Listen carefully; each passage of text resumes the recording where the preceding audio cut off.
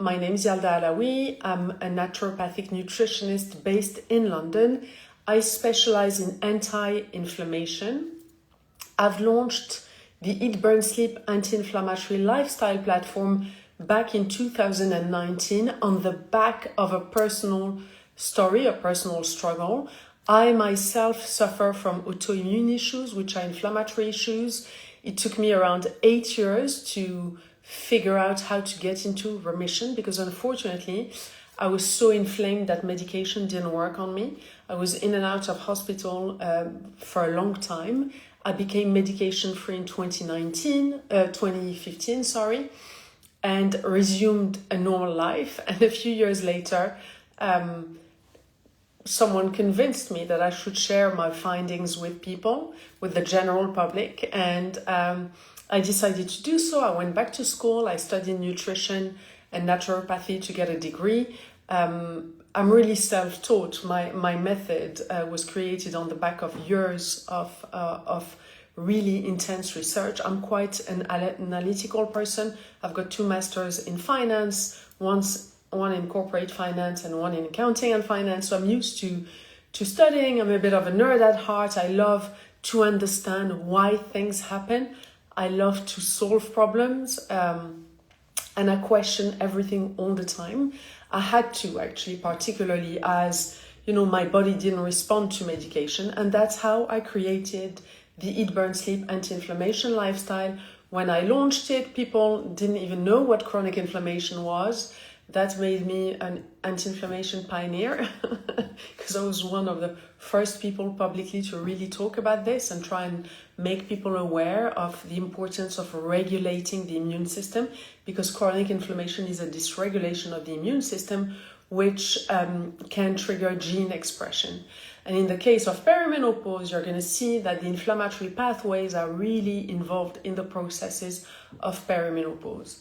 Whenever I do a live on Instagram, and everything that I share on Instagram, you need to know that this is not my method. Okay, what I'm sharing with you is some facts. I describe processes, I explain things, but if you want to follow my method, you need to go on my website, eatburnsleep.com, and sign up to one of the memberships.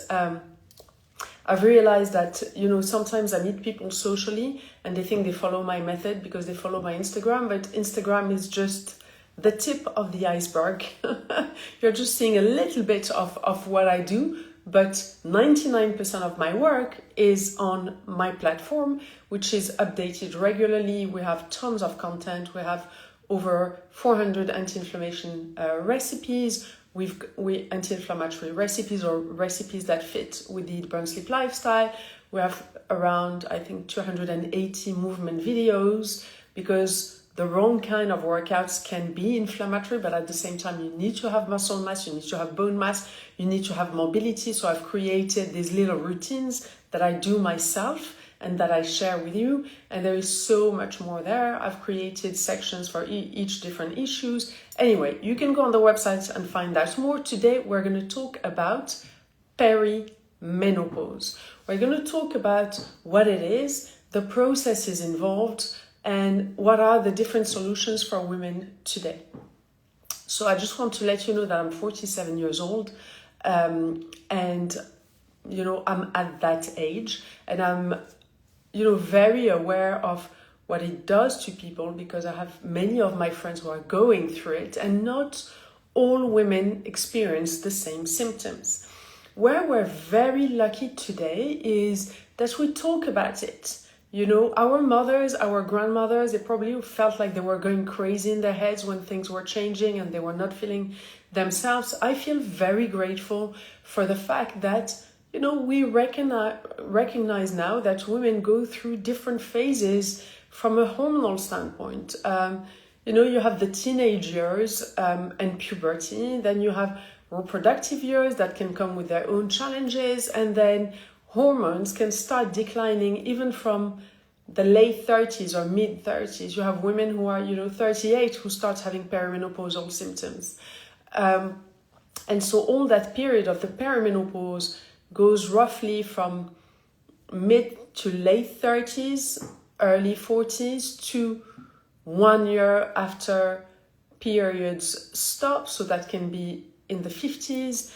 And for some people, it can last 15 years. It's a long time. So it's very important to understand what happens so you can optimize your well-being during that time. So during the perimenopause, female hormones start slowly declining. And by the way, the same thing happens to men. It's called the andropause, but that is still a taboo, okay? Testosterone levels drop for men, and we can do a live another time about this, but this is one of the reasons why they can start having a little belly and lose their hair and so on. Anyway, that's a different topic, and lose muscle mass and so on. But the andropause is still a little bit of a taboo.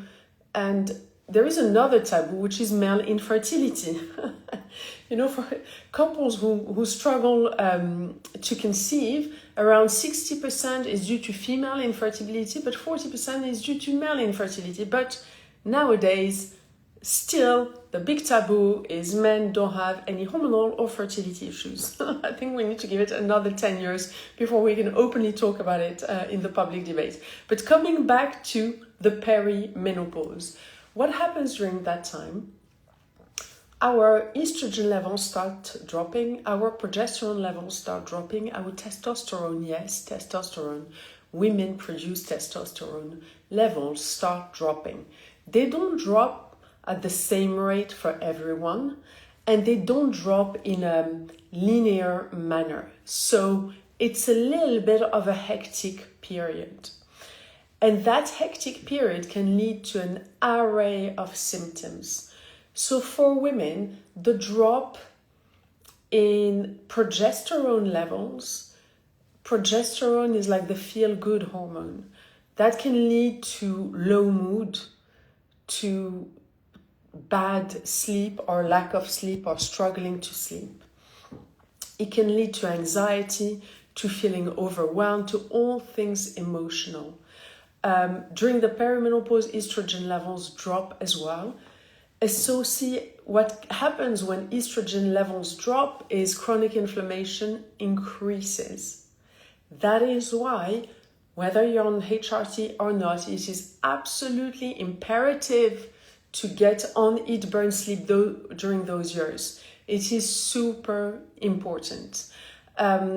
So there can be so many symptoms, from skin dryness to hair loss to hair dryness to vaginal dryness. Some people experience incontinence. Some people experience hot flashes, but not everyone experiences these things. Irritability, as I was saying, mood is affected. There can be like a lack of drive as well. Generally, the lack of drive or wanting to do things or having, the appetite to go and do new things is often linked to the drop in testosterone. So you will notice that women in their 40s become also quite risk averse. And that was actually quite amusing. I went skiing in February, and I had this whole group of ladies in their 40s, and none of them was skiing. They just didn't want to take the risk of having an accident. Everyone went walking. And I was thinking, I didn't say it to them, but I was thinking, that's a drop in testosterone. A bit less of a risk appetite, And on the other hand, you have teenage boys who take crazy risks because they have rising levels of testosterone.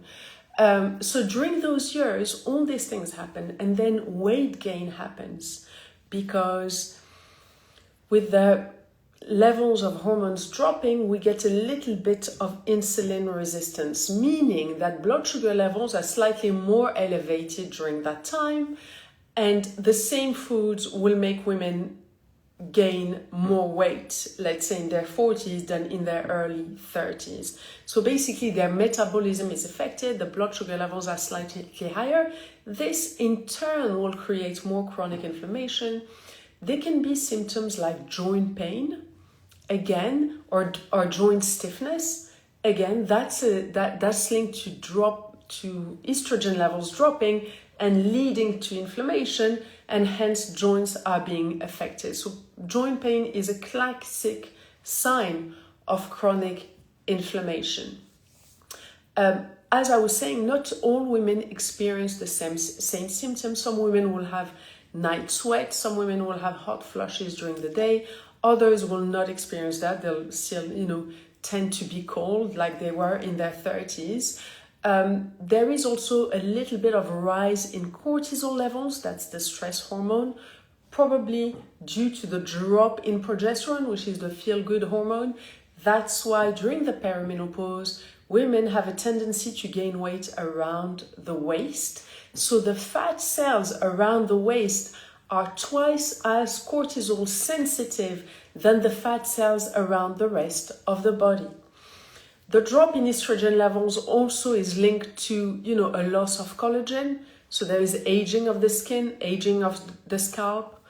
There is also muscle mass loss that accelerates and bone mass loss that is linked to levels of estrogen dropping. So I know the picture looks rather bleak, but I'm not saying that all these things happen to everyone. Each person will experience 1, 2 symptoms, maybe 3, 4, maybe more. There can be also headaches, hormonal migraines. You will also notice things like you can't tolerate alcohol as well.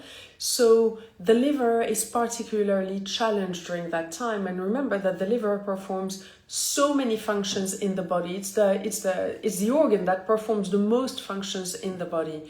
The liver performs around 500 functions in the body, and 2 of them are particularly interesting here. One of them is hormonal balancing, hormone homeostasis, and the other one is lipolysis, which is fat burning. So to have your hormones balanced, it is very important that you support your liver detoxification pathways. During the period of the perimenopause, many women experience digestive discomfort, bloating, new allergies. So you will, a lot of women who didn't have hay fever before or were not particularly allergic to their dog or their cat will start feeling like they're getting like some allergic symptoms. All of this, you might not know that it's all linked to the perimenopause, but it is. And you can feel that you're going crazy, like your skin is super itchy because it's so dry, and you're losing your hair, and suddenly you're allergic to things, and you're getting headaches, and you have this constant fatigue and this lack of drive, but not necessarily a hot flush. So you might not put 2 and 2 together, but all of this is linked to fluctuating and decreasing estrogen, progesterone, and testosterone levels. So there is a lot that happens in women's bodies around that time.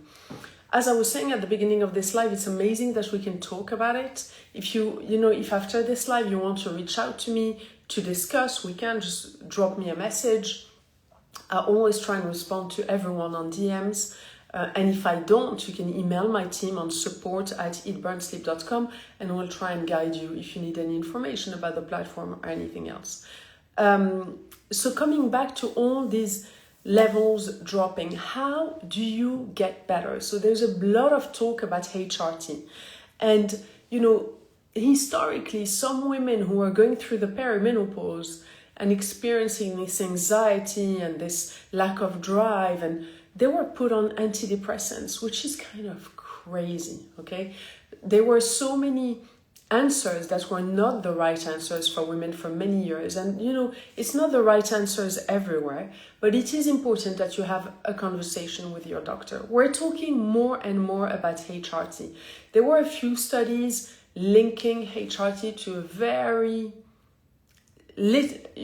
small increase in the risk of breast cancer, particularly in people who carry, the BRCA gene, or who have gone through certain types of hormonal cancers.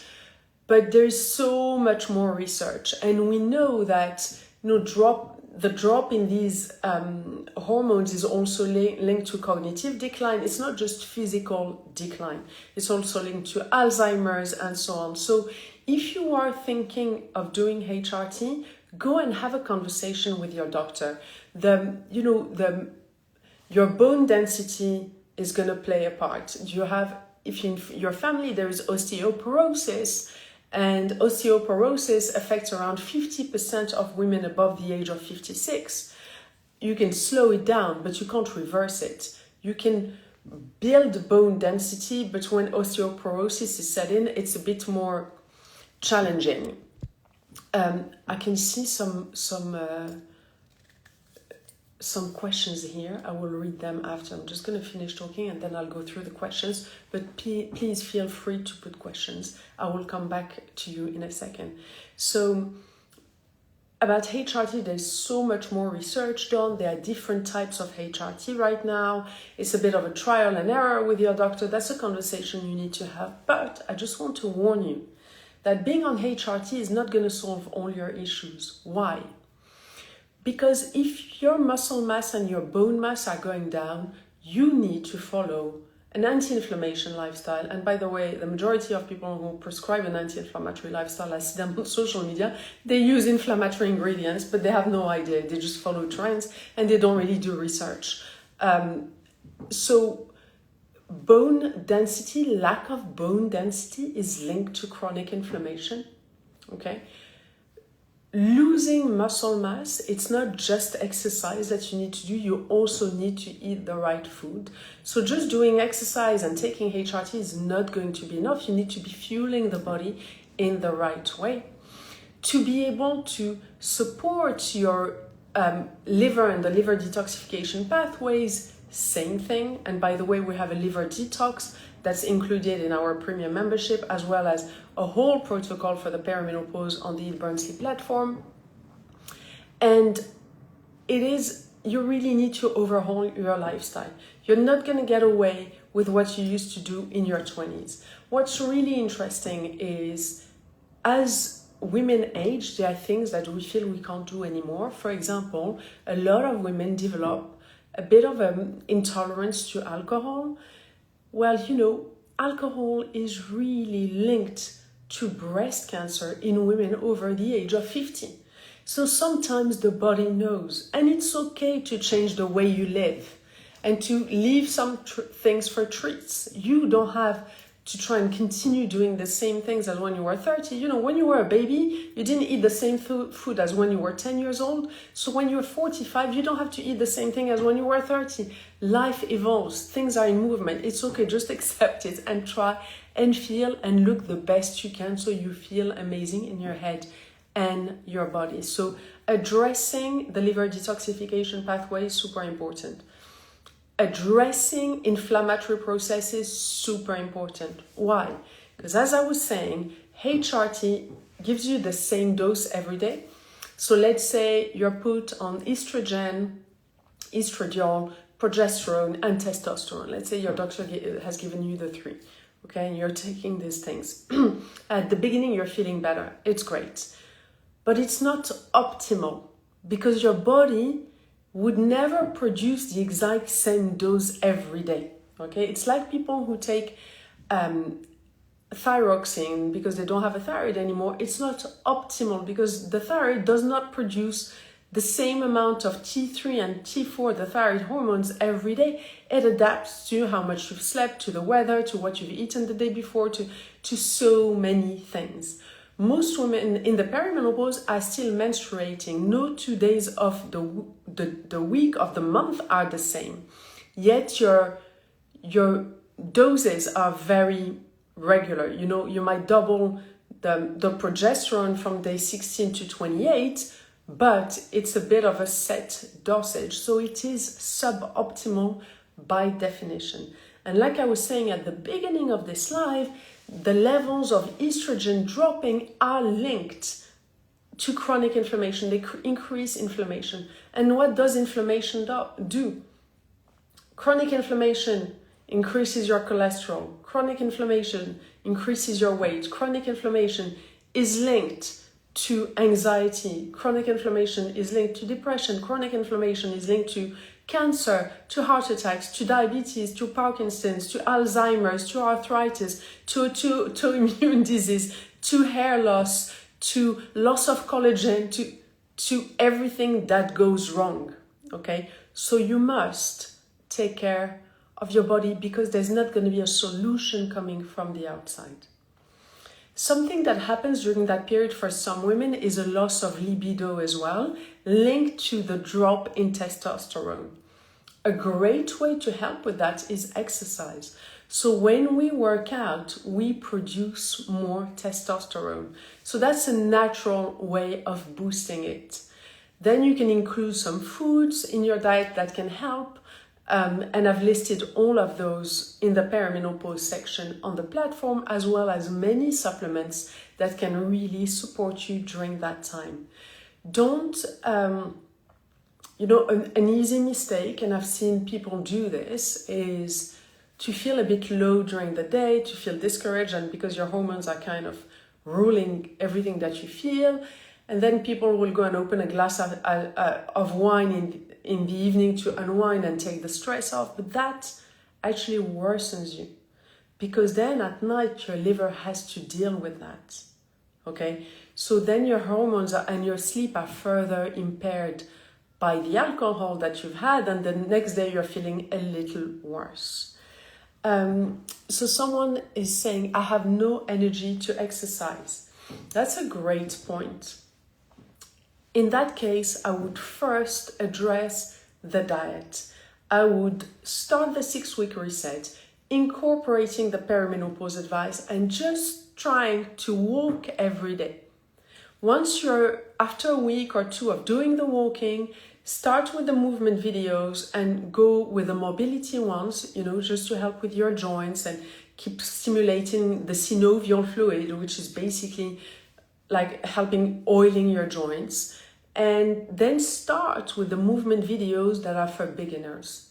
Take it step by step. Being on a health journey is a lifetime thing. It's not a question of, in 3 months I want to be in this kind of shape. And then what happens? What happens after those 3 months? It's what you want to do is to slowly tweak your habits in a way that you don't shock your body, because any form of shock is an inflammatory trigger for the body. That's why my method is gentle. And all these habits make them become second nature to you, so it's not even an effort anymore. And slowly, you're going to start here, and then slowly you'll go here, and then a bit more here, and then here, and then here. And then a year later, you're going to look back and think, wow, I'm a different person. Okay, but go about it slowly. And, treat yourself a little bit like you would treat your own child. So I always tell people, if it was your kid, you would be very nice. You would take your kid on this journey very kindly. So try and do that with yourself. No need to be really tough on yourself. No need to do anything extreme. Just go about it slowly, progressively, but stick to it. Because what I see in health is the most important thing is to stick to it over the long run, even if it's not perfect. Because that's 80%, 70% over 12 months is so much more impactful than 100% over just 1 month. Okay? Keep that in mind. Maybe first aim to cut down on all ultra-processed foods. Then say, okay, I'm going to start with Yalda's 6-week reset. Then do the walking, then the movement videos, and so on, just like I described earlier. Let me just go through the messages. By the way, am I making sense? If there is anything that doesn't make sense, please let me know, and I'm more than happy explaining it again. I'm going through the messages. Annette is saying, I just had a skin injury a few days ago. Oh my God, sorry to hear. On my knee, a lot of inflammation fluid around the knee, minus Caster. Oh, they put me on anti-inflammatory medication, yes. And also, Annette, I believe you are a member of the platform, or a former member. I don't remember if you are right now, but I believe you have been a member. Get back on the platform. We have a section in the personalized advice section called Injury Recovery and Surgery Recovery. Follow those protocols. They're going to really help reduce the inflammation. So when you have an injury, the reason why there is inflammation around the knee is inflammation is actually a healing reaction. Okay, so there's a lot of fluid because it's there to repair. What is the most harmful for us is not acute inflammation like this. What is harmful for us is chronic inflammation. And that is what I educate you on eatburnsleep.com. So if you are unfamiliar with what I'm talking about, once you join, we have a masterclass series, and you can watch a masterclass every week for the first 6 weeks when you're on the reset, and that's going to, be your little crash course on chronic inflammation. You will learn a lot. And then I have all these master classes explaining different things. So we cover cholesterol, we cover fatty liver is going to be, fatty liver is next week. I cover actually perimenopause with the solution, perimenopause weight loss. There's so much on there. And those master classes are 30 to 45 minutes, and I go deep into the concept. So much more educational for you than like a 60-second reel on Instagram that you forget instantly and messes around your dopamine levels. Let me see if there are any other messages.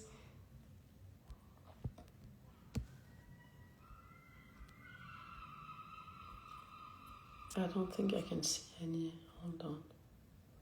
So many people have joined. People are asking me, where did you get your degree from? I got it from CNM, and I'm BANT and ANP registered. Do you think that intestine occlusion is related to the menopause? An intestine occlusion seems rather extreme. You can have, during the menopause and perimenopause, changes in your digestive health, but this seems rather extreme, and I hope you saw a doctor for that.